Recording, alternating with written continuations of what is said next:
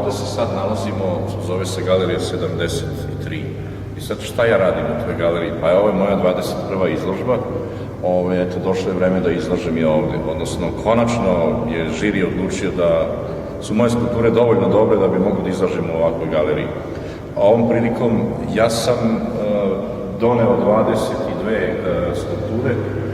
Izabrao sam baš ove. One potiču iz nekoliko mojih, da kažem, ciklusa. Posljednjih, na primjer, 3,5 godine što sam radio. Zajedničko im je to što su rađene od lanaca, znači alka od lanca je osnovna gradivna jedinica, a predmeti, odnosno motivi su bili različiti. Znači, tu imamo čaše, flaše, pečene satove, kape, šešire i tako dalje.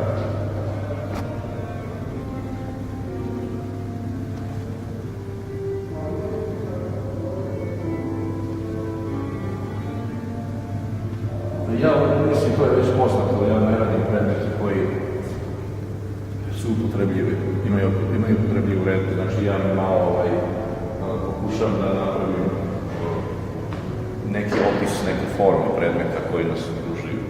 Znači, predmeti ne mogu da se koriste, a inače to nisu obični predmeti, to su skulpture. A skulpture zna se služe da bi oplemenile neki ambijent. Neke skulpture su već viđene, ali nisu nikada viđene zajedno, sve kod mene u stanu. Ja ih gledam svaki dan i sad mogu da kažem da se malo impresioniram kako to izgleda u jednom većem prostoru. Kada su malo ovako razmacane i nekako postavljene tematski na jednom odstojanju, kod mene su spusnute i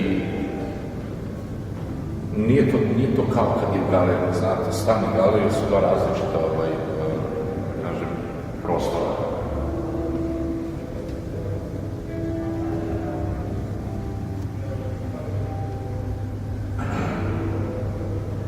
Mislim da sam ovom izložbom zaokružio, ne znam, četvrtinu ili petinu moja izlagačke aktivnosti. Znači, 21.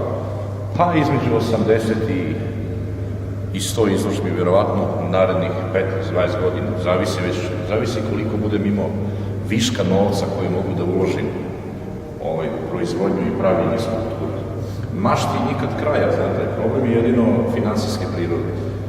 Lako je napraviti skulpturu, bar meni to lako, ako imam novaca, mogu da platim materijal i, ne znam, izvođenje, dopremanje do galerije, razne te zanatske, da kažem, aktivnosti oko proizvodnje skulpture.